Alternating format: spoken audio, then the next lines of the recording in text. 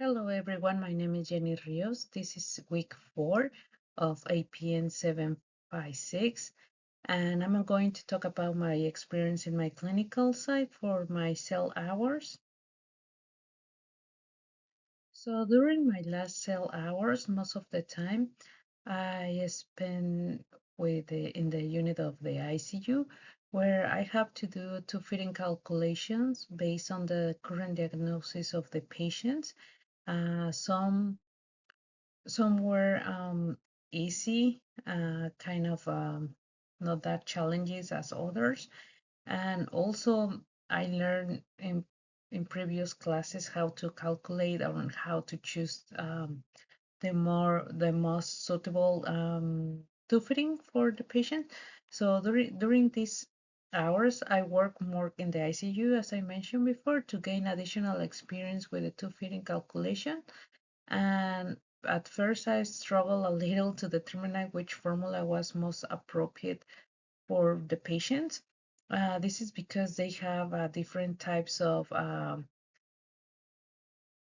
two feedings. That's why in my slide I put some of them, and sometimes I got confused of which one will be better. For example, Vital AF or Vital HP.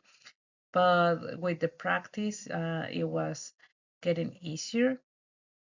And even though, because I have two classes before this class, it helped me a lot because it was easier when I have to practice on the clinical cases during class. So that was easier to remember um, what I have to look at to choose the correct or the more appropriate uh,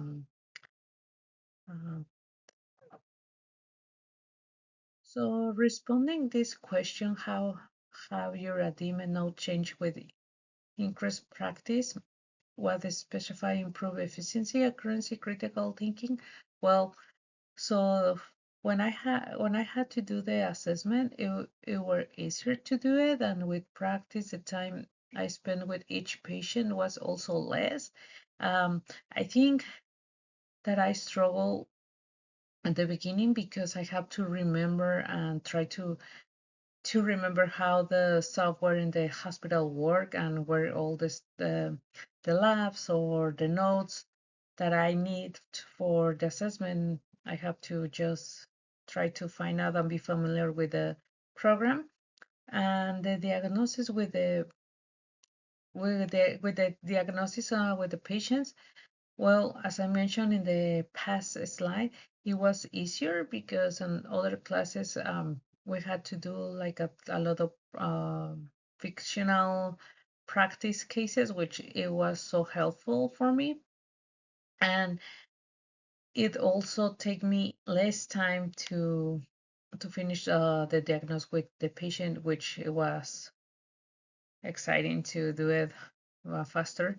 And intervention and monitoring evaluation, since the assessment and the diagnosis were easier to do it, I feel more comfortable doing the interventions and more confident in doing them. And especially when I explained to my preceptor what was the reason of my recommendation, I feel more more knowledgeable about what I was trying to explain her, and uh, I really had like a lot of confidence of my recommendation. And the monitoring is always followed by the protocol. So depending on the nutritional risk, it can be low, medium, or high. That's how you are going to monitor or the patient. So uh, most of the patients in the ICU are high risk, so I have to double check with those patients every 2 days. So my discuss one nutrient support experience. Well, most of the patients in the ICU have to feeding. Especially this patient was a diabetic. I recommend at the beginning glucerna, but with the time his values on the phosphorus were higher than the first assessment. So I decided to change it, the formula to Nepro, which is a renal tube feeding, and his labs improved after that change. And also the nurse mentioned that had a better tolerance, especially on the output and with the phosphorus too. And based on my clinical side experience, ICU patients are always considered high risk, as I mentioned before, and according to the protocol, these patients need to be visited every 2 days. Renal and patients with cancer will depend on their labs on how the patients needs to be prioritized.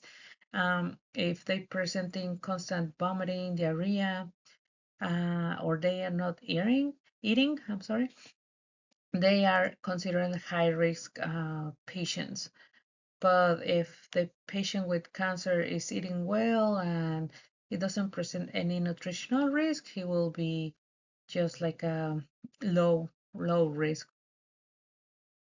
And the next question is, looking ahead to becoming a practicing RD, what type of clinical problem or population are you most interested? I would like to work with in Radis Hospital, which is a hospital for children's. And during my cell hours, I never had this opportunity to work with them. And I think this population is really important. And I really like to help children, especially on the growth, development, and overall quality of the life. And I think it will be challenging, but I'm really interested to work with them.